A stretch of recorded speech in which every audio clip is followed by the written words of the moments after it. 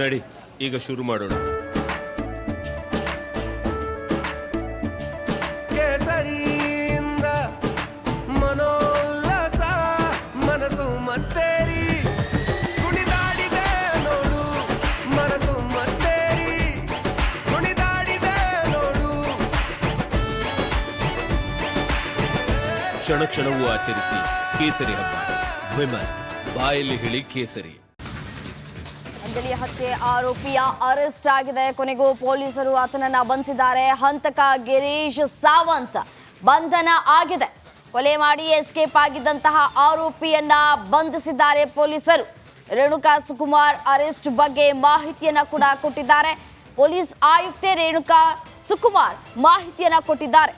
ಹುಬ್ಬಳ್ಳಿಗೆ ಕರೆತರ್ತಾ ಇದ್ದಾರೆ ಪೊಲೀಸರು.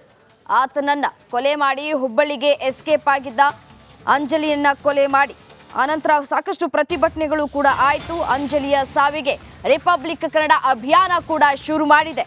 ಅಂಜಲಿ ಅಂಬಿಗೇರ ಹತ್ಯೆ ಪ್ರಕರಣಕ್ಕೆ ಸಂಬಂಧಿಸಿ ಪ್ರತಿಭಟನೆಗಳು ಕೂಡ ನಡೆದಿದ್ವು. ವಿವಿಧ ಮಠಾಧೀಶರುಗಳು ಕೂಡ ಭೇಟಿಯನ್ನ ಕೊಟ್ಟರು. ಅಂಜಲಿ ಮನೆಗೆ ಸಾಂತ್ವನ ಹೇಳುವ ಕೆಲಸವನ್ನ ಕೂಡ ಮಾಡಿದ್ರು.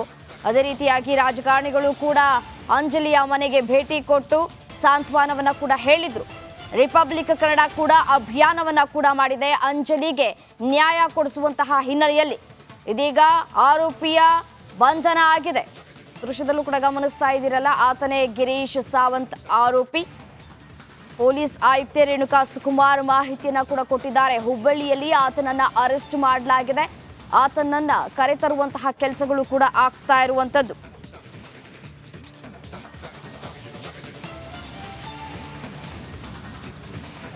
ಅಂಜಲಿ ಅಂಬಿಗೇರ ನಿವಾಸಕ್ಕೆ ಭೇಟಿಯನ್ನ ಕೂಡ ಕೊಟ್ಟಿದ್ರು ಮೂರು ಮಠದ ಸ್ವಾಮೀಜಿಗಳು.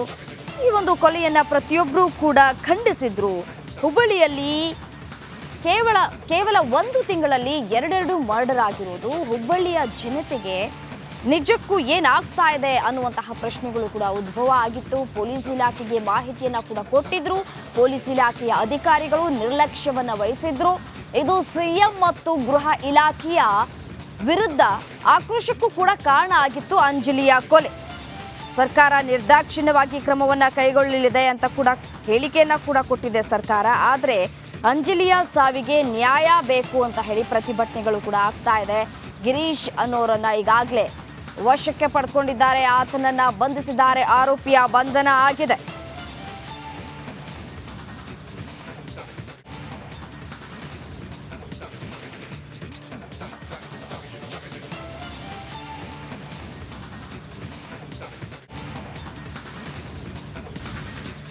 ಅಂಜಲಿ ಹತ್ಯೆ ಆರೋಪಿಯ ಅರೆಸ್ಟ್ ಆಗಿದೆ. ಕೊನೆಗೂ ಪೊಲೀಸರು ಆತನನ್ನ ಬಂಧಿಸಿದ್ದಾರೆ. ಹಂತಕ ಗಿರೀಶ್ ಸಾವಂತ್ ಬಂಧನ ಆಗಿದೆ.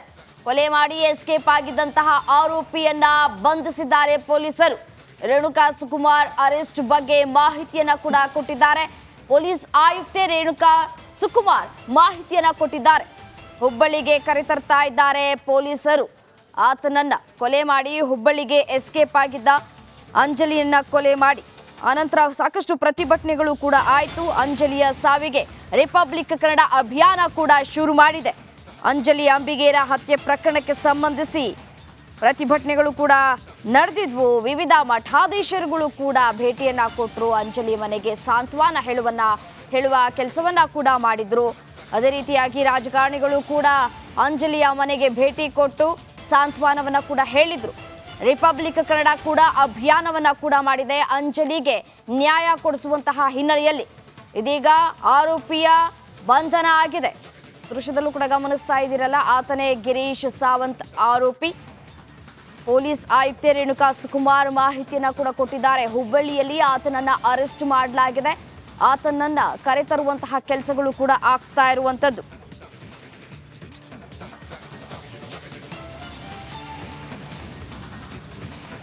ಅಂಜಲಿ ಅಂಬಿಗೇರ ನಿವಾಸಕ್ಕೆ ಭೇಟಿಯನ್ನ ಕೂಡ ಕೊಟ್ಟಿದ್ರು ಮೂರು ಮಠದ ಸ್ವಾಮೀಜಿಗಳು.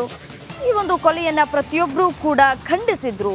ಹುಬ್ಬಳ್ಳಿಯಲ್ಲಿ ಕೇವಲ ಒಂದು ತಿಂಗಳಲ್ಲಿ ಎರಡೆರಡು ಮರ್ಡರ್ ಆಗಿರೋದು ಹುಬ್ಬಳ್ಳಿಯ ಜನತೆಗೆ ನಿಜಕ್ಕೂ ಏನಾಗ್ತಾ ಇದೆ ಅನ್ನುವಂತಹ ಪ್ರಶ್ನೆಗಳು ಕೂಡ ಉದ್ಭವ ಆಗಿತ್ತು. ಪೊಲೀಸ್ ಇಲಾಖೆಗೆ ಮಾಹಿತಿಯನ್ನ ಕೂಡ ಕೊಟ್ಟಿದ್ರು.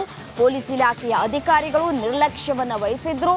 ಇದು ಸಿಎಂ ಮತ್ತು ಗೃಹ ಇಲಾಖೆಯ ವಿರುದ್ಧ ಆಕ್ರೋಶಕ್ಕೂ ಕೂಡ ಕಾರಣ ಆಗಿತ್ತು ಅಂಜಲಿಯ ಕೊಲೆ.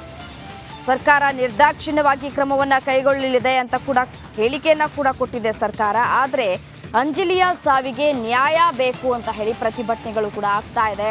ಗಿರೀಶ್ ಅನ್ನೋರನ್ನ ಈಗಾಗಲೇ ವಶಕ್ಕೆ ಪಡ್ಕೊಂಡಿದ್ದಾರೆ, ಆತನನ್ನ ಬಂಧಿಸಿದ್ದಾರೆ, ಆರೋಪಿಯ ಬಂಧನ ಆಗಿದೆ.